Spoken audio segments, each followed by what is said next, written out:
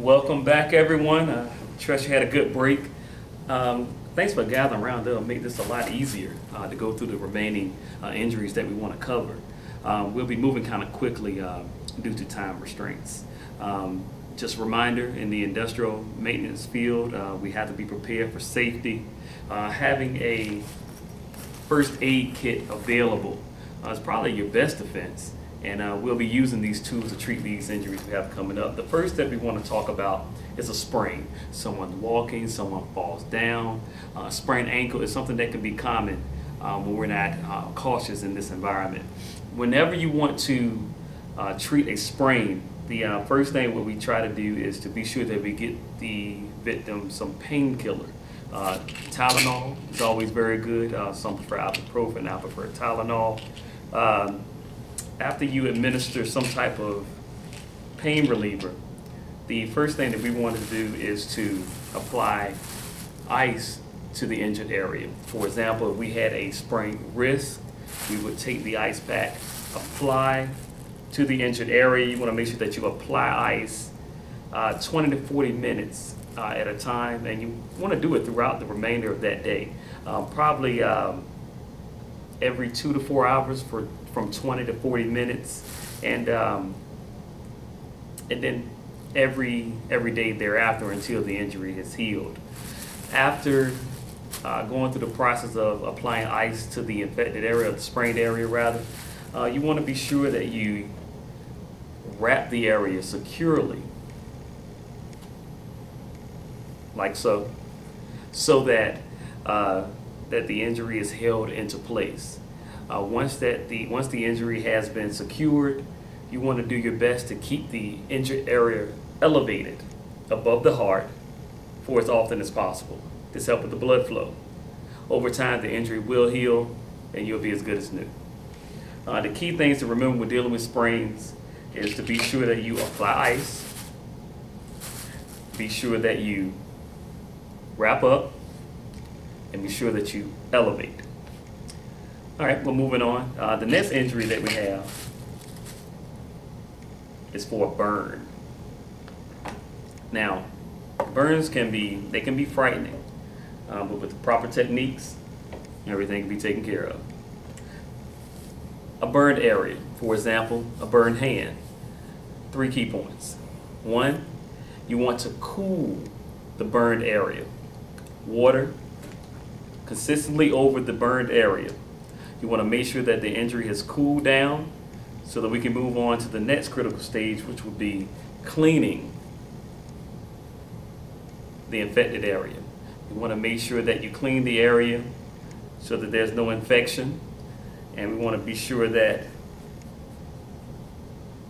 the area is clean to the point where we can move on to our next step, which will be wrapping the area after applying some sort of antibiotic ointment to help heal the injury.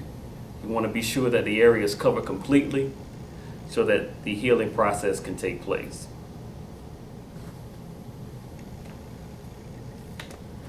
Next, which is probably the most frightening of all the injuries that we're talking about today, which would be an eye injury. Now, our victim, short to be working in a warehouse, but nonetheless a victim, has experienced an eye injury where some sort of debris has entered the eye. The first thing that we want to be sure of is that we do not touch or rub the eye. Touching and rub the eye can make matters worse, and we certainly don't want that. The best way to handle the situation is to have the victim lay across a sink or some type of tub where you can flush the eye out. You want to gently pour lukewarm water over the eye area. And to make matters easier, you may want to pour down on the bottom eyelid to be sure that the water completely gets into the eye so you can flush out the eye.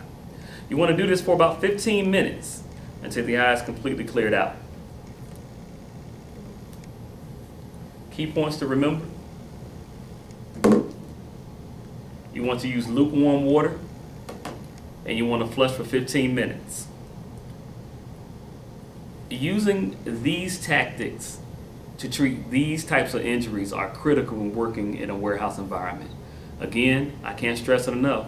being an industrial maintenance supervisor, you have to have these tools at hand, and you have to be able to teach them to your workers to make sure that they are knowledgeable about what to do in each situation.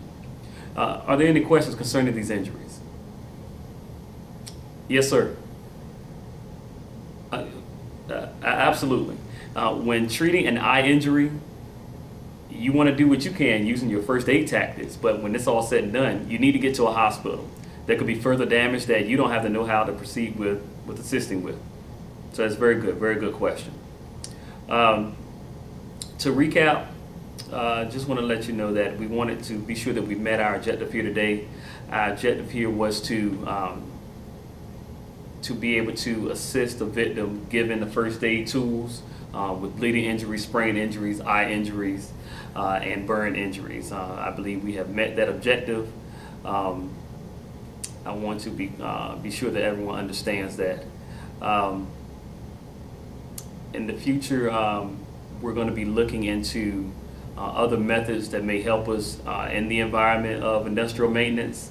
I want to be sure that everyone is well prepared, and we're going to be having a quiz on our next meeting.